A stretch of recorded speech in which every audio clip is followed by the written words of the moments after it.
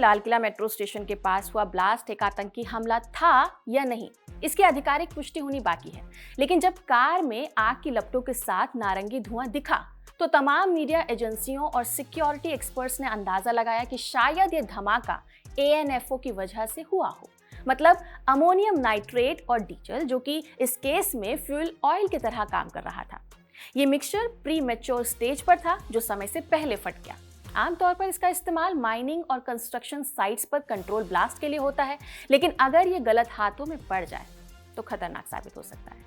At the same time Faridabad से पहले 360 kilo और फिर 2563 किलो विस्फोटक बरामद हुआ।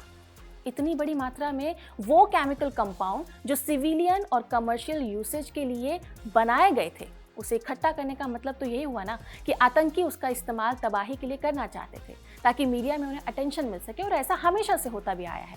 लेकिन इसका मतलब ये नहीं है कि आतंक फैलाने की ये जो स्ट्रैटेजी है वो हमेशा से इतनी एडवांस रही हो, यानी कि जिस तरह का ये विस्फोटक इस्तेमाल करते हैं वो हमेशा से इनके लिए बनाया ही नहीं गया था और ये कभी भी इतना खतरनाक नहीं था। तो इस वीडियो में हम इसी पर चर्चा करेंगे कि समय के साथ साथ ये विस्फोटक कैसे इंप्रूव हुए, इनके टाइप्स क्या हैं और किन नामों से इन्हें जाना जाता है। नमस्कार, मेरा नाम है डिम्पिका और आप देख रहे हैं खबरगांव। टेररिस्ट एक्टिविटीज में एक्सप्लोजिव का इस्तेमाल एक कॉमन फिनोमिनन है। Initially terrorist locally available chemicals जैसे कि फर्टिलाइजर्स या फिर स्क्रैप मेटल से खुद बम बनाने का काम किया करते थे। इन्हें आमतौर पर इम्प्रोवाइज्ड एक्सप्लोजिव डिवाइस कहा जाता है, लेकिन अब एक बड़ा शिफ्ट देखा जा रहा है।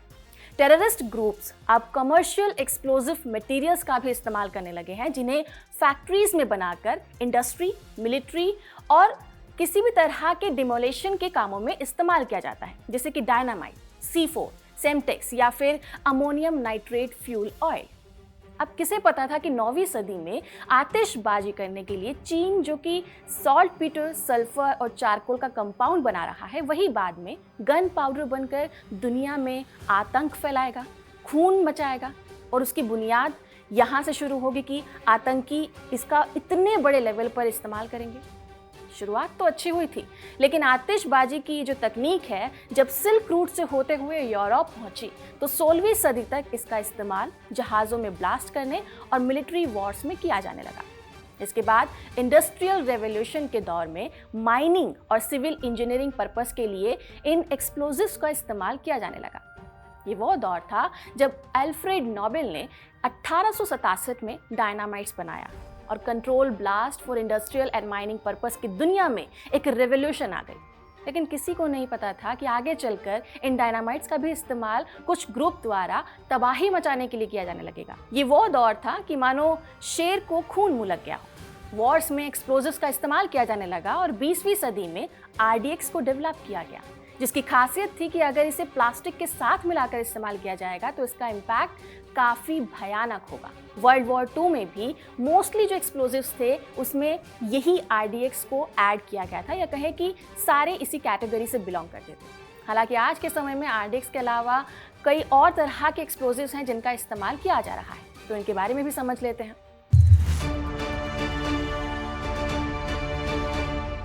एक्सप्लोजिव्स को 2 कैटेगरी में बांटा गया है, एक लो ग्रेड और दूसरा high grade. Low grade explosives हमेशा धीरे धीरे जलते हैं, वो अचानक से फटते नहीं हैं, लेकिन हाँ बहुत ज़्यादा आग और धुआं ज़रूर करते हैं। इनसे आसपास की चीज़ें जल सकती हैं और अगर इन्हें किसी बंद जगह में रखा गया तो प्रेशर बनने से ज़्यादा तबाही हो सकती है। जैसे इसमें सबसे पहला नाम आता है ब्लैक पाउडर का। पुराने ज़माने में गन पाउडर, जो कि आतिशबाजी के लिए या छोटे मोटे आर्मी के कामों में इस्तेमाल होता था। इसमें दूसरा नाम आता है स्मोकलेस पाउडर का, यानी कि वो पाउडर जिसका इस्तेमाल बुलेट्स में किया जाता है। मतलब ट्रिगर दबाने पर यह पाउडर जलता है, गैस बनती है और उस प्रेशर से गोली जो है वो बंदूक की नली से बाहर निकलती है। इसी कैटेगरी में आता है अमोनियम नाइट्रेट। जनरली इस केमिकल का इस्तेमाल फर्टिलाइजर के तौर पे होता है और जब ये अकेला होता है, यानी कि इसके साथ कोई और दूसरा कंपाउंड नहीं जुड़ता, तब तक इसे एक्सप्लोजिव क्रेट में नहीं रखा जाता। पर ये एक अच्छा ऑक्सीडाइजर है, यानी कि आग लगी तो ये उसे बढ़ाने का काम जरूर करेगा और फिर इसे अगर किसी तरह के फ्यूल के साथ मिला दिया जाए तब तो ये और भी ज्यादा तबाही मचाने वाला बन जाता है। इसी वजह से फॉरेंसिक और सिक्योरिटी एजेंसीज अमोनियम नाइट्रेट की स्टोरेज और बल्क सेल पर ध्यान देती है। तो चलिए आगे बढ़ते हैं और समझते हैं कि आखिर दूसरी कैटेगरी यानी कि हाई एक्सप्लोजिव्स के बारे में कौन कौन सी नई बातें हैं, कौन कौन से इसमें नाम आते हैं।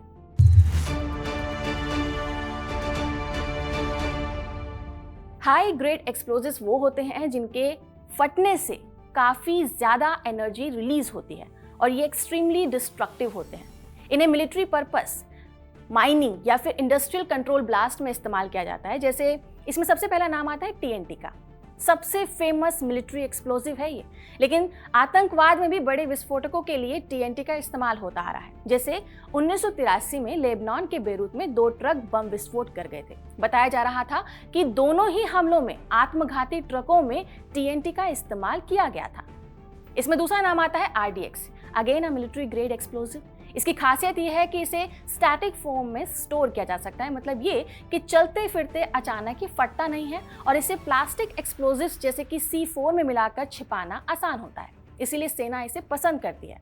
लेकिन ब्लैक मार्केट नेटवर्क के कारण ये एक्सप्लोजिव नॉन स्टेट एक्टर्स या फिर आतंकवादियों तक आसानी से पहुंच रहा है और इंडिया में हुए काफ़ी सारे आतंकी हमलों में भी इसका इस्तेमाल देखा गया है। जैसे कि 1993 में बॉम्बे सीरियल ब्लास्ट और 2008 के 26/11 अटैक, इन दोनों ही केसों में आरडीएक्स का इस्तेमाल किया गया था, जिसमें कई निर्दोषों की जान चली गई थी। इसी कैटेगरी में तीसरा नाम है पेंटाएरीथ्रिटोल टेट्रानाइट्रेट। बहुत हाई एनर्जी वाला कंपाउंड है जिसकी थोड़ी सी भी मात्रा बड़ा धमाका कर सकती है। इसे अक्सर दूसरे एक्सप्लोजिव्स के साथ मिलाकर इस्तेमाल किया जाता है। डायनामाइट्स भी इसी कैटेगरी में आता है, जिसका नाम आपने कई बार सुना होगा। इसे अल्फ्रेड नोबेल ने डेवलप किया था ताकि माइनिंग और जो भी इंडस्ट्रियल काम है उसमें इस्तेमाल हो सके। लेकिन 19वीं और 20वीं सदी में अनार्किस्ट ग्रुप ने इस डायनामाइट से सैकड़ों धमाके किए। जैसे कि 1886 में शिकागो में लेबर प्रोटेस्ट के दौरान डायनामाइट्स बम का इस्तेमाल हुआ था। इसे हाई मार्केट बॉम्बिंग के नाम से जाना जाता है और इसके अलावा 1920 में वॉल स्ट्रीट ब्लास्ट में भी इसका इस्तेमाल हुआ। यहाँ तक कि 2006 का जो मुंबई ट्रेन सीरियल ब्लास्ट था उसमें भी डायनामाइट टाइप मटेरियल्स पाए गए थे। जब सस्ती और आसानी से मिल जाने वाली चीज़ों से एक्सप्लोजिव्स बनने आसान हो गए तो इसमें एक और नाम जुड़ गया, ANFO यानी कि अमोनियम नाइट्रेट, जिसके बारे में मैंने अभी आपको बताया था कि उसे किसी फ्यूल ऑयल के साथ अगर मिला दिया जाए तो उसका धमाका बहुत तेज होता है और आतंकी अक्सर इसे बल्क एक्सप्लोजिव्स के तौर पर इस्तेमाल करते हैं। ऊपर से अगर NFO को ज़्यादा क्वांटिटी में एक गाड़ी में भर दिया जाए तो वो एक तरह से चलता फिरता बॉम्ब बन जाता है, क्योंकि ammonium nitrate highly oxidised element है। इसका इस्तेमाल 1995 में ओक्लाहोमा सिटी में बॉम्बिंग के दौरान किया गया था। वहीं 2002 में बाली ब्लास्ट में भी इसका इस्तेमाल किया गया था। इसके अलावा कुछ और नाम भी हैं, जैसे 1960s में बना सेमटेक्स, ये इतना फ्लेक्सिबल था कि स्मगलिंग के लिए परफेक्ट बन गया था। यूरिया नाइट्रेट एक होममेड एक्सप्लोजिव है, कहा जाता है कि इसका इस्तेमाल 1993 जो वर्ल्ड ट्रेड सेंटर पर अटैक हुआ था उसमें किया गया था। TATP एक पेरोक्साइड बेस्ड एक्सप्लोजिव है जिसे बनाना आसान है लेकिन संभालना मौत को दावत देने जैसा। लंदन 7/7, 2015 का पेरिस अटैक, 2016 में ब्रसेल्स और 2017 में मैनचेस्टर एरेना अटैक में इसी का इस्तेमाल किया गया था। In solid compound based explosives में अब केमिकल IEDs भी शामिल होते जा रहे हैं। Chemical based IEDs chemical warfare के लिए इस्तेमाल किए जा रहे हैं और इससे होने वाले हमलों में धमाके के साथ साथ हाईली टॉक्सिक गैस भी रिलीज होती है, जिससे एक बड़ी पॉपुलेशन को टारगेट किया जा सकता है। आईसिस के इराक सीरिया थ्रेट में रिपोर्ट हुए क्लोराइन लेडेन IEDs और 2013 में गौटा केमिकल अटैक ने इस तरह के ड्यूल इम्पैक्ट हमलों की भयावता को दुनिया के सामने रखा था।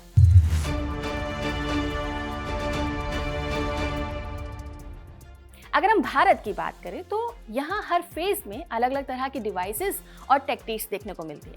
प्री 1980s इरा में बॉम्ब्स ज़्यादा फैंसी नहीं हुआ करते थे। आमतौर पर छोटे TNT पैकेट्स या फिर गन पाउडर जैसी चीज़ों का इस्तेमाल किया जाता था। टारगेट छोटे होते थे, जैसे कि ट्रेन, स्टेशंस, मार्केट और पॉलिटिकल रैलीज, इसलिए हाथ में रखे बम, टाइमर या फेंक कर इंस्टॉल होने वाले ग्रेनाइड्स का इस्तेमाल किया जाता था। इसके बाद 1980s से लेकर 1990s के समय में एक्सप्लोजिव्स के साथ उनका डिलीवरी मेथड दोनों ही एडवांस हो गया। सेपरेटिस्ट ग्रुप और ऑर्गेनाइज्ड नेटवर्क ने मिलिट्री ग्रेड एक्सप्लोजिव्स जैसे कि RDX को इस्तेमाल मिलाना शुरू किया। 1991 में राजीव गांधी असैसिनेशन में सुइसाइड बेल्ट में हाई एनर्जी एक्सप्लोजिव का इस्तेमाल हुआ था। फिर 12 मार्च 1993 को मुंबई सीरियल ब्लास्ट हुए, जहां आरडीएक्स और शार्पनेल का इस्तेमाल किया गया और एक के बाद एक हमले किए गए। धीरे धीरे 2000 के समय में टेरर ग्रुप ने स्मॉलर कंसीलेबल आईईडीज, प्रेशर कुकर और कंटेनर बॉम्ब्स का इस्तेमाल शुरू कर दिया। ये डिवाइस रिलेटिवली सस्ती और आसानी से असेंबल करने लायक होते थे, जिससे क्राउडेड एरियाज जैसे कि मॉल हो गया, हॉस्पिटल्स हो गए, पब्लिक गैदरिंग हो गई, उनको टारगेट करना आसान हो जाता था। उदाहरण के लिए 2006 में मुंबई लोकल ट्रेन ब्लास्ट और 2008 में हुए अहमदाबाद सीरियल ब्लास्ट में इन छोटे छोटे आईईडीज का बहुत ही बड़े लेवल पर एक इस्तेमाल किया गया था ताकि पैनिक ज्यादा फैलाया जाए। वहीं north east insurgents, Kashmiri militancy और माओइस्ट ग्रुप ने आईईडीज, pressure plate triggers, road side bomb और एम्बुश स्टाइल चार्जेस को अपना हथियार बनाया। माओवादी तो माइनिंग, फर्टिलाइजर्स और कैप्चर स्टोर से एक्सप्लोजिव्स बनाया करते थे और इनका मकसद ज्यादातर सिक्योरिटी फोर्सेस को टारगेट करना होता था और सप्लाई लाइन को डिस्टर्ब करना होता था। आज के दौर में ये पैटर्न हाइब्रिड है। कुछ अर्बन प्लॉट्स में स्मगलिंग के दौरान इन आरडीएक्स को एक जगह से दूसरी जगह भेजा जाता है, तो कई मामलों में लोकली मेड एएनएफओ या फिर यूरिया नाइट्रेट बेस्ड आईईडीज मिलते हैं। इस तरह से हम ओवरऑल देखें तो एक्सप्लोजिव्स की हिस्ट्री केमिकली तो बहुत अच्छी लगती है, बहुत इंटरेस्टिंग लगती है, लेकिन इनकी जो स्मगलिंग हो रही है और जो ब्लैक मार्केट में ये धीरे धीरे बढ़ते जा रहे हैं, उससे आज ये टेररिस्ट के लिए एक मोस्ट रिलायबल वेपन बनते जा रहे हैं। जब तक इस ब्लैक मार्केट स्मगलिंग पर शिकंजा नहीं कसा जाएगा ना और इनकी फंडिंग नहीं रोकी जाएगी, तब तक कमर्शियल और मिलिट्री ग्रेड एक्सप्लोजिव्स सोसाइटी और इंटरनल सिक्योरिटी एजेंसीज के लिए खतरे का सबसे बड़ा सोर्स बने रहेंगे, जिन्हें ट्रेस करना या डिटेक्ट करना एक चैलेंज होगा। आपका इस पर क्या कहना है? कमेंट सेक्शन में जरूर बताएं। इस वीडियो को रिकॉर्ड किया है आयान ने। मेरा नाम है डिम्पिका और आप देख रहे थे खबर का।